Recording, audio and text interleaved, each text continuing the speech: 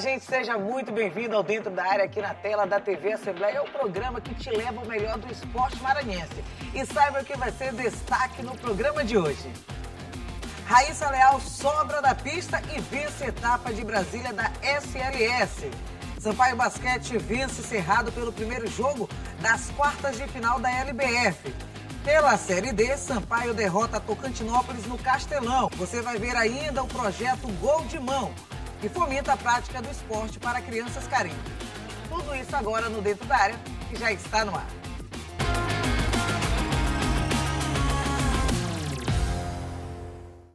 Seja muito bem-vindo aqui à tela da TV Assembleia no programa de esporte da casa, aqui o Dentro da Área. A gente começa o programa acionando meu querido amigo João Carvalho. João, seja muito bem-vindo ao Dentro da Área dessa semana.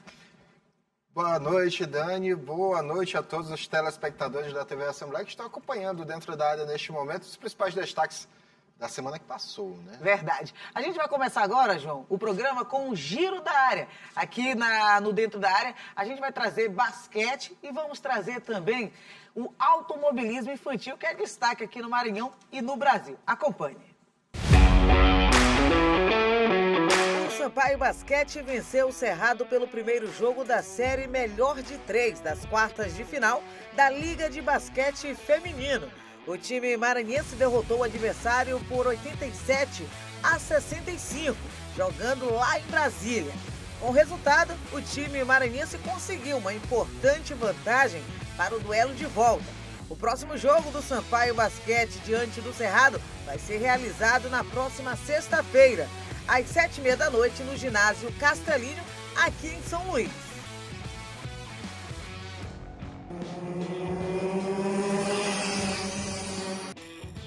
O destaque agora é para o kart. Morando em São Paulo, os jovens pilotos maranhenses, os irmãos Domingues, Murilo e Matias, seguem sendo destaques na base do kartismo nacional.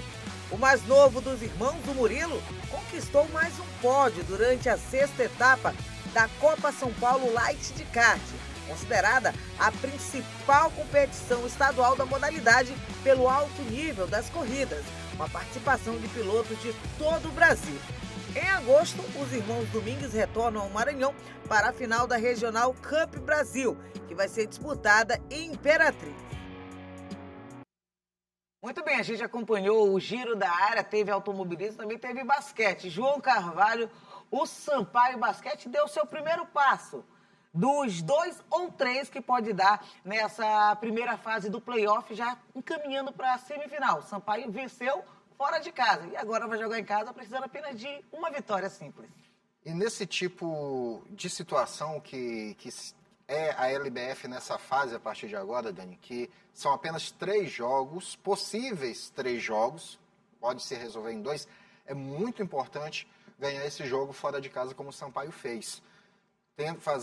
Conquistando essa vitória fora, vem para os braços da torcida, vai jogar dentro de casa com mais tranquilidade para fechar em 2-0 e assim até ficar um pouco mais descansado, porque pode ser que o próximo adversário do Sampaio dentro da competição não feche a sua em 2 jogos, né? Esse playoff em 2 jogos, possa ser que tenha um terceiro Esticar jogo. O terceiro jogo. Estica.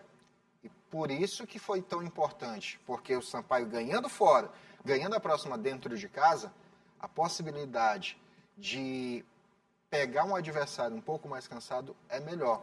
Essa é a vantagem de quem termina primeiro. E dessa vez o Sampaio vai jogar lá no Castelinho, não é no Costa Rodrigues, onde sempre esteve ali com a torcida, inclusive ano passado era um fator determinante, a torcida está presente lá no Costa Rodrigues, fazendo caldeirão para a equipe do Sampaio Basquete. Dessa vez vai ser lá no ginásio Castelinho, está previsto para a próxima sexta-feira, né, a partir das 19h30, esse jogo diante do Cerrado.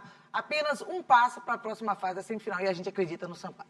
Acredito sim, acredito que o Sampaio pode conquistar um bom resultado, conquistar essa segunda vitória e um pouco do que é o caldeirão do Costa Rodrigues acaba se transformando ali no Castelinho.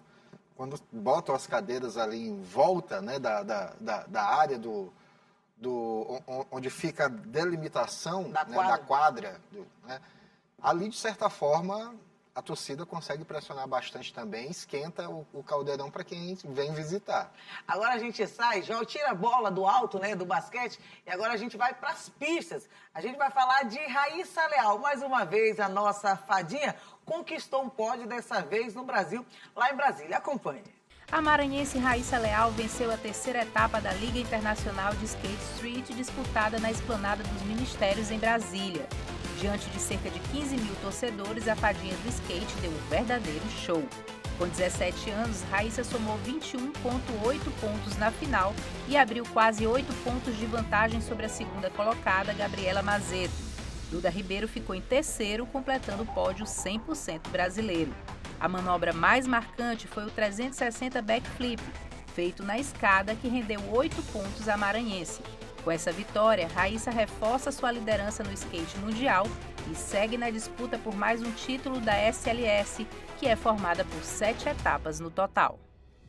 Muito bem, a gente acompanhou a reportagem da Raíssa Leal. João, mais uma vez, onde tem Raíssa Leal, onde tem pista, tem pódio, tem medalha. Mais uma vez, ela desafiando, viu? A lei das físicas, ela que fez o 360 Black Flip. Quem assistiu aqui a reportagem, acabou de acompanhar, ela desafia a lei da física, fadinha. Ela simplesmente deslanchou na pista, né? Ela sobrou, porque nesse pódio que foi triplamente brasileiro, a Raíssa, quase que eu chamava ela pelo apelido, que ela não gosta mais de ser chamada. De né? fadinha, mas é porque Fadinha, ela voa, mas gente. ela voa. Eu já disse que ela é a querida do Maranhão. É fadinha pra fadinha. gente, vai ser eternamente fadinha. Pois é. A Raíssa, ela conseguiu superar a marca dos 21 pontos. Só para você ter uma noção, a segunda colocada ficou na casa dos 14 pontos. Sabe que são de 7 pontos de diferença no skate, gente? É muita coisa. A terceira colocada ficou com 13 pontos. É muita coisa. Ela simplesmente sobrou na pista. De todas as tentativas que ela teve, errou uma só. Então, a Raíssa, ela simplesmente sobrou. Né? Não teve condições, ela não deu brecha para as adversárias. E isso encantou o público. Cerca de 15 mil pessoas que estavam ali acompanhando, né, na Esplanada dos Ministérios. E na sua terra, né? Aqui no Brasil, imagina a torcida brasileira com o pódio triplamente brasileiro e com a fadinha fazendo o que ela sempre faz, voando. Voando literalmente na pista, né? E vale destacar o desempenho das outras brasileiras que completaram o pódio, porque mostra a força que o skate tem dentro do Brasil, como as meninas... Elas têm treinado bastante, têm se aperfeiçoado a cada dia que passa e não à toa os resultados estão vindo da forma como acontece. É isso, João. Agora a gente vai para um breve intervalo e logo após o intervalo a gente vai trazer o projeto Gol de Mão Também é Legal, que é um projeto do ex-atleta China, que é para crianças carentes. Acompanhe depois do intervalo.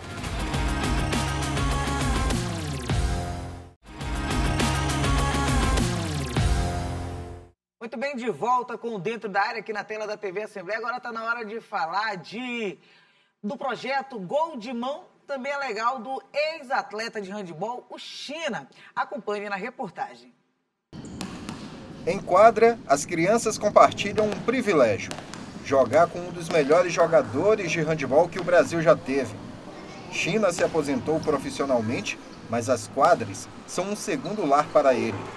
Tanto que decidiu manter essa proximidade por mais tempo, criando o projeto Gol de Mão é Legal. Nome mais apropriado para um esporte que se joga com as mãos? Impossível. O projeto Gol de Mão é Legal. Por que Gol de Mão é legal? Porque no handebol pode, né? É legal, o gol pode. No futebol não pode, mas no handebol pode. E aí a gente abriu para a criançada e para jovens de 6 a 17 anos, meninos e meninas, esse horário. O projeto está só começando. Com apoio do governo federal, por meio da Lei de Incentivo ao Esporte, a proposta é fazer as crianças e adolescentes conhecerem, se apaixonarem e dominarem o handebol. Mas, acima de tudo, ocupar o tempo com uma prática saudável e prazerosa. Procuramos um local, o bairro do Angelim cedeu espaço para nós, a Associação dos Moradores do Bairro do Angelim cedeu para nós e a gente começou o projeto. As inscrições estão abertas para garotos, meninos e meninas de 6 a 17 anos, só tem que estar estudando, não paga nada, é tudo gratuito, vem para cá e a gente encaixa nos horários para começar a treinar de segunda a quinta. O projeto acolhe crianças de todos os cantos da ilha. A pequena Camila mora no centro de São Luís, mas tem motivos de sobra para atravessar a cidade até o bairro Angelim, onde as atividades acontecem. Eu fiquei muito feliz porque eu gosto de fazer esportes. E eu gostei do handebol, é muito bom e eu também posso desenvolver também no meu crescimento. Tem pretensão de ser atleta um dia ou praticar um pouquinho mais? Praticar um pouquinho mais e também talvez ser atleta. A mãe de Camila incentiva e acompanha. Ela sabe o quanto essa experiência é importante nesta fase da vida. Inclusive, a gente mora no centro, a gente faz esse sacrifício de vir de lá para cá, para trazer a Camila para participar. Educar pelo esporte é primordial, mas se surgir um novo nome de destaque no handebol maranhense, será muito bem-vindo. De qualquer lugar pode sair um grande atleta, precisa de oportunidade. Esse projeto, o projeto Gol de Mão é legal, visa isso, oportunizar para a molecada. O nome do projeto, João, bem sugestivo. Gol de mão também é legal. Para quem acompanhou aqui a reportagem agora que passou na TV Assembleia, é porque o ex-jogador, o China, né, o ex-jogador de handebol maranhense, destaque mundial, ele traz esse projeto para as crianças carentes aqui na capital maranhense. Você, inclusive, acompanhou esse projeto. É um projeto bem bacana, João. E a gente fala, né, que o esporte, a gente liga esporte, sociedade, a gente liga tudo isso e a gente sabe que dá muito certo como resultado. Agora, imitar nosso colega Gregório Dedes. É verdade, Dani. É verdade. É verdade. É importante a gente destacar alguns pontos em relação a esse projeto, porque o Maranhão sempre foi um berço de atletas do handebol. Nomes como China, que é o idealizador desse projeto, né? Nós temos a Silvia Helena, também é um grande nome do handebol maranhense, do handebol brasileiro, defendendo a seleção brasileira, muitos anos fora, da Bélgica, né? Que ela passou, Espanha, né? Então, são nomes que engrandecem... A Ana Paula, são nomes que engrandecem o esporte, né, no Maranhão e no Brasil. A Ana Paula, inclusive, é a madrinha desse projeto, a Ana Paula. O China convidou a Ana Paula para ser madrinha do projeto. E quando a gente percebe que essas crianças, por exemplo, eu entrevistei, né, a pequena Camila, foi a Camila? Camila. A pequena Camila, eu entrevistei, conversei com ela. A Camila, ela mora no centro de São Luís. O projeto acontece ali na quadra do Angelim, bem ali onde fica a sede da Renovação Carismática, Sim. Tem o Viva Angelim, bem ali fica a quadra poliesportiva do bairro, é lá que o projeto é realizado. É tão bacana quando a gente vê a confiança dos pais numa proposta como essa, que não é simplesmente o esporte pelo esporte, é um encaminhamento social. E conversando com a mãe da Camila, ela me disse que a Camila, ela tem superdotação, né? Desenvolve muito bem na matemática, tem algumas super habilidades, né?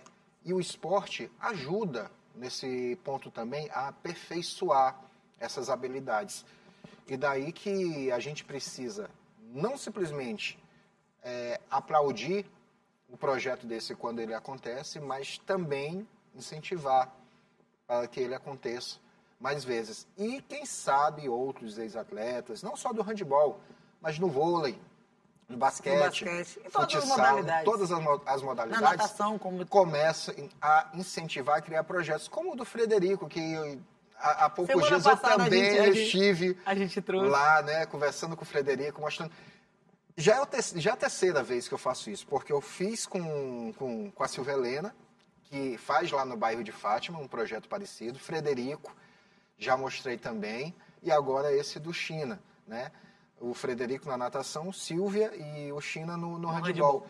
Então, quanto mais projetos dessa magnitude tiver, melhor para o esporte, melhor para a sociedade, porque essa criança vai estar ocupada numa modalidade esportiva, ganhando energia, se desenvolvendo, não só para o esporte, mas para a vida. É porque esporte é inclusão. Exatamente. Agora a gente vai para o último intervalo do Dentro da Área de hoje. A gente vai falar depois de futebol. Vamos trazer a rodada dos times maranhenses no Campeonato Brasileiro da Série D. No duelo de Maranhense, deu Imperatriz e o Sampaio ganhou dentro de casa aqui no Castelão. Já depois do intervalo.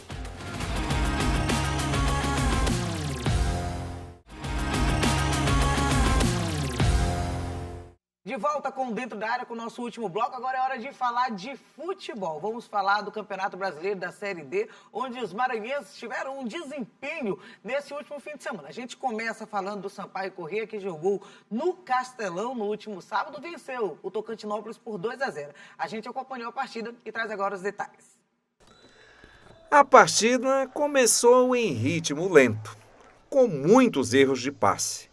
Foi preciso muita paciência, até que o Sampaio, com maior posse de bola, chegou à área adversária em 2 lances seguidos. Era sinal que o gol tricolor estava amadurecendo. Mas perigo mesmo foi neste lance. Alan Stens cruzou e Erivan desviou. O goleiro fez uma grande defesa.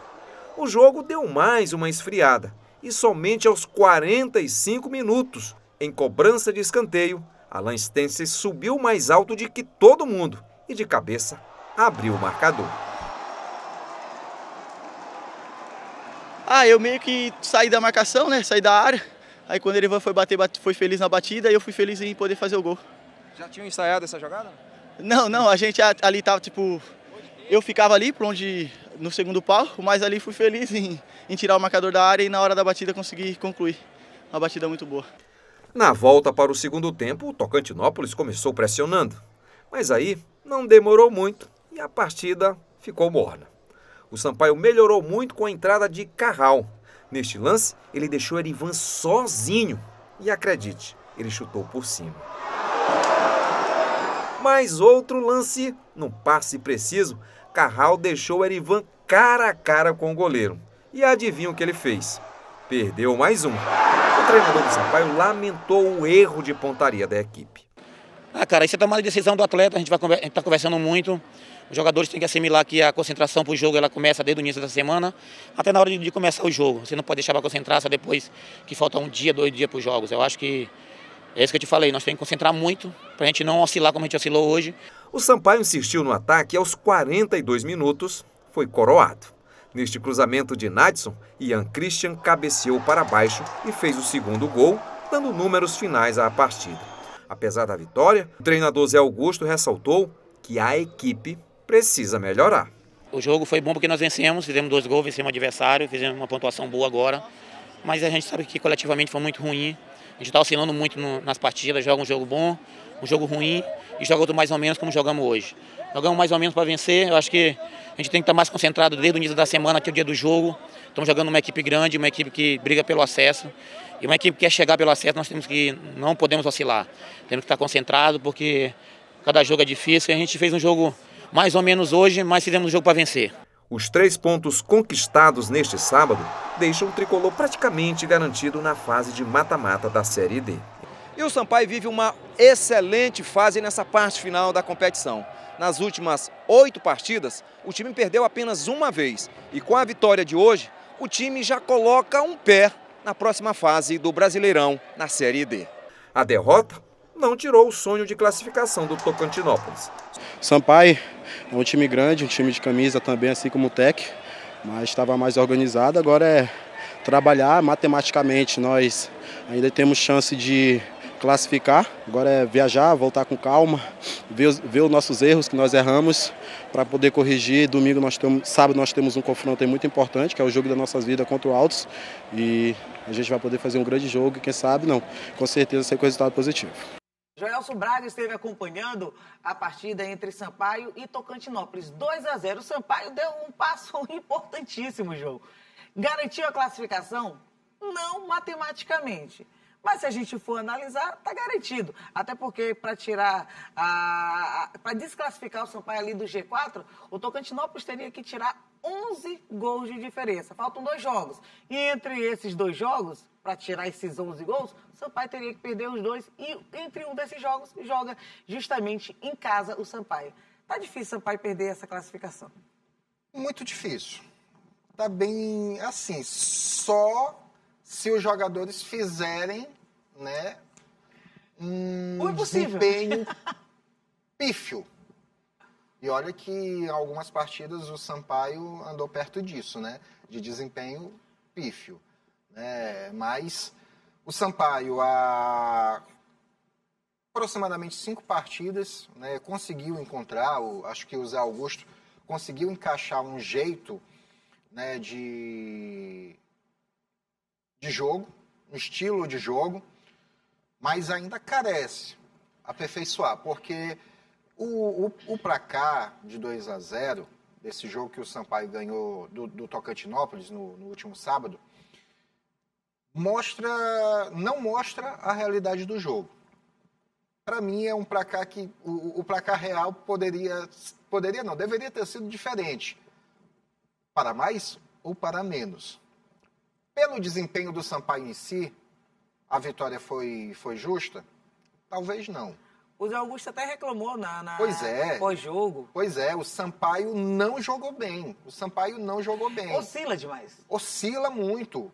O jogo do Sampaio o tempo todo foi muito lento, a equipe parecia não ter vontade para ganhar um jogo de um adversário que em nenhum momento fez frente ao Sampaio dentro da partida. O Tocantinópolis poderia ter sido uma presa fácil. Não foi por conta de 2 fatores. O primeiro eu já falei, o Sampaio não jogou bem, foi muito mal na partida. Mesmo assim, ainda conseguiu criar, ainda conseguiu fazer algumas jogadas que poderiam ter terminado em muitos gols. O que não aconteceu por culpa do Erivan. Infelizmente, o atacante... Inúmeros gols perdidos. Perdeu muitos gols. Foram muitos gols. E aí eu destaco um que foi no segundo tempo, que ele saiu cara a cara com o goleiro, né? Teve toda a tranquilidade do mundo para poder fazer e ele simplesmente bateu a bola para fora. Não, e a torcida ficou na bronca, Gil. A torcida ficou muito na bronca.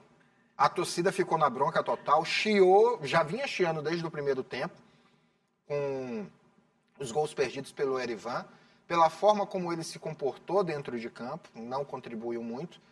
E tanto é que após ele perder esse gol, não demorou muito, o Zé Augusto sacou ele e meteu o Carral, que com menos de 2 minutos em campo fez mais do que o Erivan tinha feito em todo o tempo que ficou ali.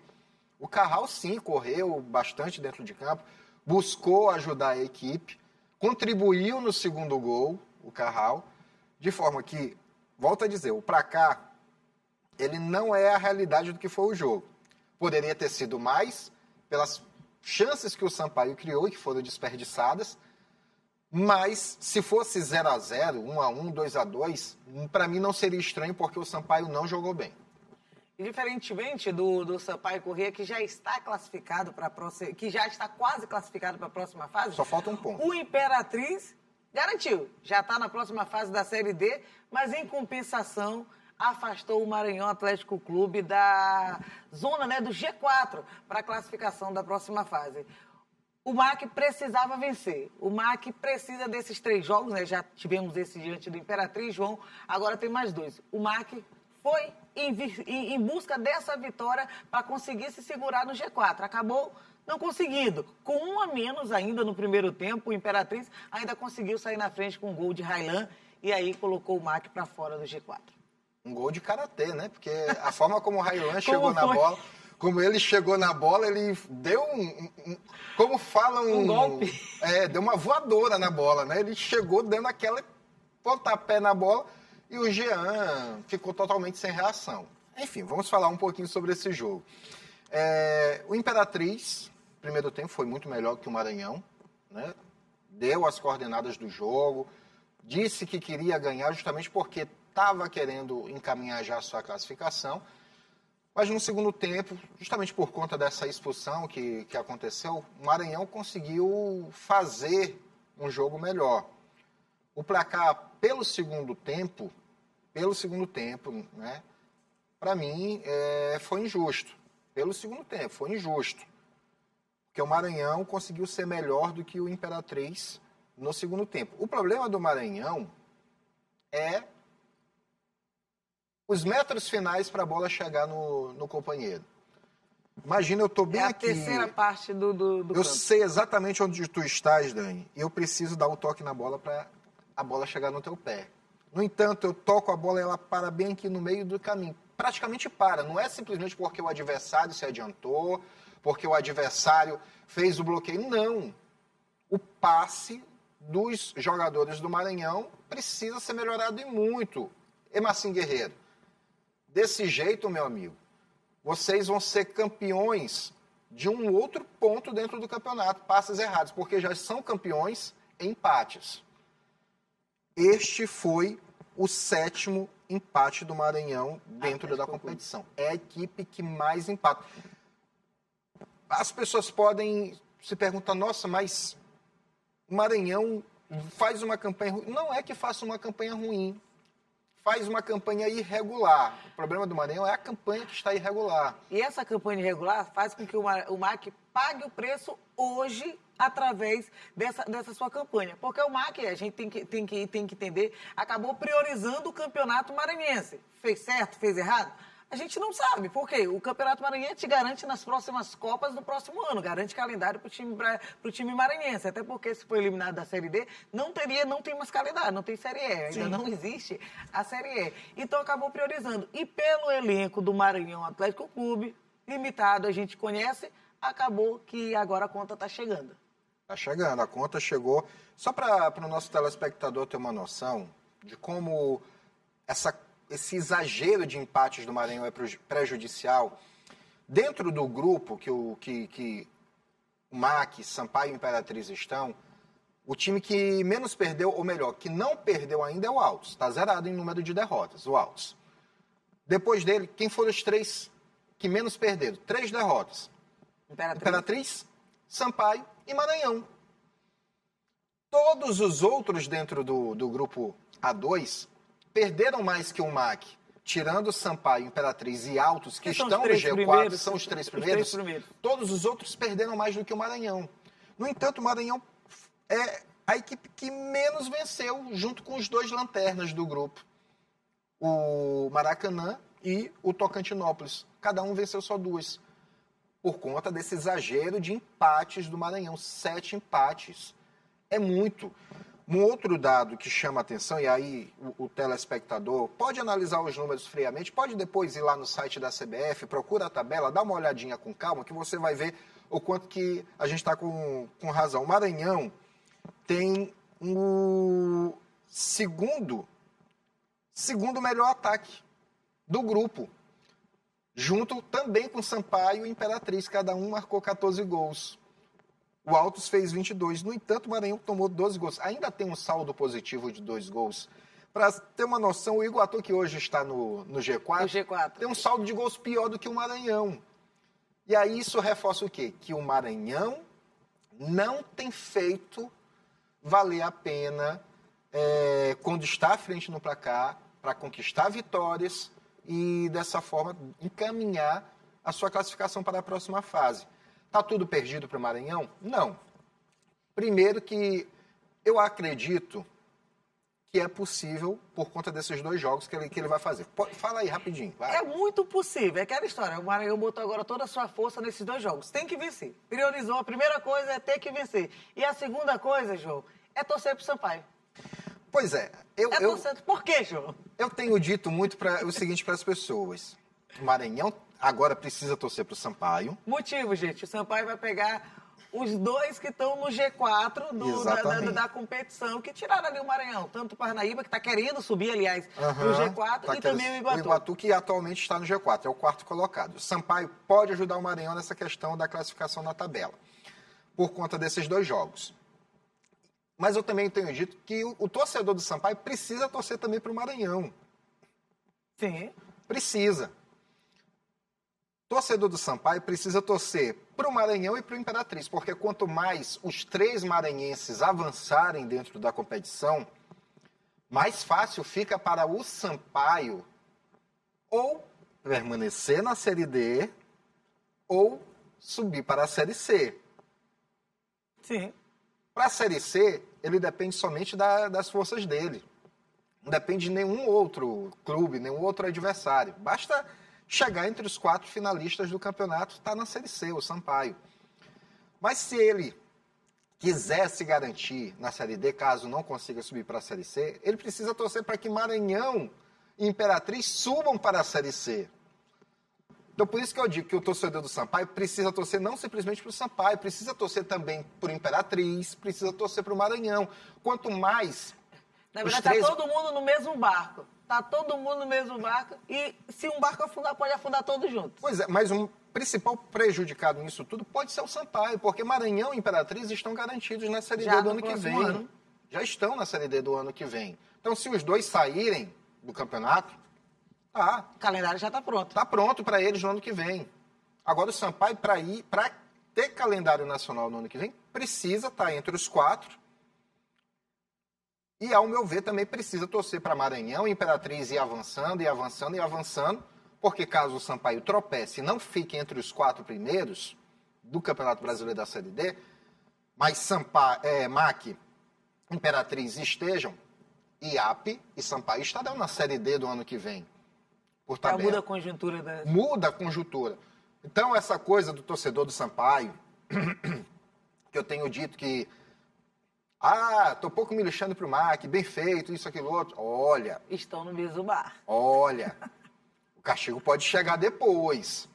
Eu, particularmente, quero que os 3 maranhenses avancem, se possível. Essa é a nossa se não torcida. houver um cruzamento em fases anteriores, se os 3 chegarem entre os 4 finalistas do campeonato, os 3 subirem para a Série C, melhor para o futebol do Maranhão. Melhor para o futebol maranhense. Porque nós teremos o IAP e provavelmente o Moto pode participar também da Série D no ano que vem. Então até o torcedor do Moto está torcendo, nesse momento, para MAC e Imperatriz avançarem dentro da competição. Porque o Moto, de repente, pode se beneficiar com isso tudo. E aí, só para falar dos jogos, também para depois não dizer que... sim, por que acredito que o MAC avança? Primeiro que o MAC vai encarar dentro de casa o lanterna do grupo. Tem que vencer. Vencer ou vencer. Não tem outra alternativa. Os próximos 2 jogos do MAC tem que fazer 100% de aproveitamento. 3 pontos, mais 3 pontos, 6 pontos para poder brigar pela última vaga. Porque o Sampaio já segurou aquela terceira vaga ali. Sim, é um ponto que o Sampaio precisa, que eu acredito que ele vai conseguir os 3 pontos contra o Parnaíba nessa próxima rodada. Para o torcedor do Sampaio, só para ficar bem claro que esse é um ponto... o Sampaio acabou perdendo os 2 jogos. Quem pode tirar lá o Sampaio da zona de classificação? O que tem que fazer? O Sampaio tem que perder os 2 jogos? Perdeu. Ok, acontece, futebol. Sim. Mas tem que tirar 11 pontos de diferença, que é no caso do Tocantinópolis. 11 gols. 11 gols. 11 gols. Imagina, tem que tirar 11 gols. Ninguém nunca te passou aqui de 5-0 nesse grupo A2. A não ser que algum time encarne o Chapadinha, né? Não, lembra, não vai ser, né? Não vai ser. Mas é brasileiro. Lá é Campeonato Brasileiro, ninguém vai fazer esse tipo de coisa, né? Enfim, vamos lá. O bom torcedor maranhense sabe bem o que eu estou falando. Pois bem, o Maranhão, eu acredito que avança, porque primeiro que ele vai jogar contra o Maracanã, dentro de casa, é a obrigação vencer esse jogo. Eu acredito que vença e vença com uma certa tranquilidade. O problema está no último jogo, que o Maranhão vai encarar o Altos, que é o líder do campeonato. Mas com um empate, eu acredito que o Maranhão, uma vitória contra o Maracanã e um empate contra o Altos, eu acredito que o Maranhão avança. Isso por quê? Porque o Sampaio não vai querer dar moleza e com certeza vai para cima do Parnaíba, lá no Piauí, vai ganhar do Parnaíba. E o Imperatriz já está classificado? Beleza. Só que quer ficar à frente do Sampaio. Não vai dar moleza para o Iguatu, mesmo jogando fora de casa, e no último jogo contra o Parnaíba.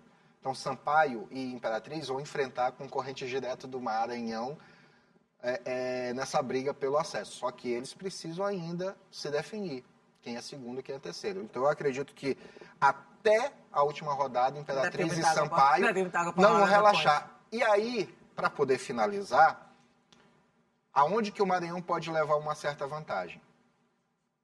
Em tempos em que um bom descanso pode fazer o jogador se recuperar fisicamente, pode ser que o Altos na última rodada venha com um time alternativo para enfrentar o Maranhão.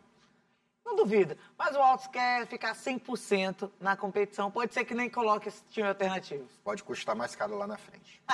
Tá certo. Jô, a gente vai finalizando o programa de hoje. Quem quiser assistir novamente, a gente assiste aonde, qual horário, para poder assistir o Dentro da Área aqui na TV Assembleia. Nós temos 2 horários nesta terça-feira para que você possa acompanhar o nosso programa. Às 7h30 da manhã e também às 2 horas da tarde, caso você tenha perdido o nosso programa nesta segunda-feira. Além disso, você também pode assistir a reprise do nosso programa no nosso canal no YouTube, TV Assembleia Maranhão. Está lá disponível para você acompanhar. Certíssimo. Gente, a gente se encontra na próxima oportunidade. Obrigada, viu, João? Enquanto o Gregório estiver de férias, estamos juntos. Tamo junto, a gente se encontra na próxima semana. Até lá, gente. Tchau, tchau. Bem.